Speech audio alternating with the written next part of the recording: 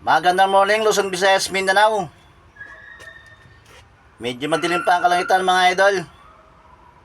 Medyo hindi pa magandang panahon sa ngayon. Birthday ko pala ngayon mga idol, araw ng Martes ngayon. September 23, 2025. Yun ang kaarawan ko talaga mga idol. At kahit wala akong handa, okay lang mga idol.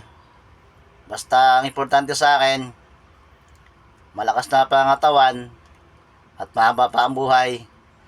Sana bigyan pa ako ni Lord ng magandang buhay at magandang siyempre siguro si Lord may plano pa rin para sa atin.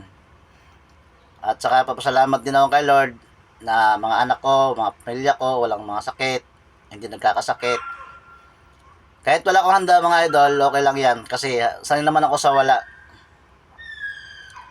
Na kahit, alam nyo mga idol, na kahit hindi ko iniling kay Lord, sa isip ko lang, binibigay niya pa rin sa akin. Kahit hindi ako humiling sa kanya. Ibig sabihin, nababasa niya ang aking iniisip. Kung ano may iniisip ko na maganda, para sa aking pamilya, yun, ginagabayan ako ni Lord. At sana mga idol, at sana kayo rin, na walang sakit, laging kondisyon ng katawan, nasa magandang katawan at bigyan ba tayo ng mahabang buhay. Ganun lang mga idol. At magandang morning lang pala sa mga idol ko.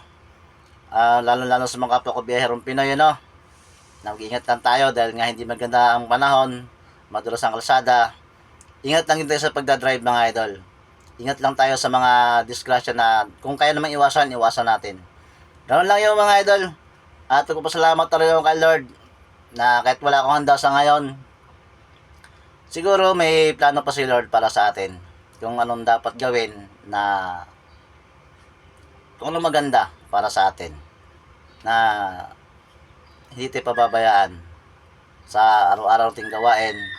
Lagi tayong iniiwas sa mga disgrasya. Lalong-lalo sa mga problema na hindi kayang solusyonan. Pero hindi ka naman tayo bibigyan ng problema kung hindi natin kayang gawin, hindi natin kayang solusyonan. Kaya salamat tayo kay Lord. Kaya yung kasabihan nga nasa tao ang gawa, na kay Lord ang awa. Kaya yun ang mga idol, dapat din tatandaan. Si Lord lang talaga ang malapit natin kahit saan, kung anumang problema, kung anumang dumadaan sa buhay natin, na mga pagsubok, si Lord lang nakakalam dyan. Ibig sabihin, pag binigyan ka ng ganong problema, ibig sabihin kaya mong lutasan. Kaya mong lagpasan mga idol. Paano mga idol, bye-bye.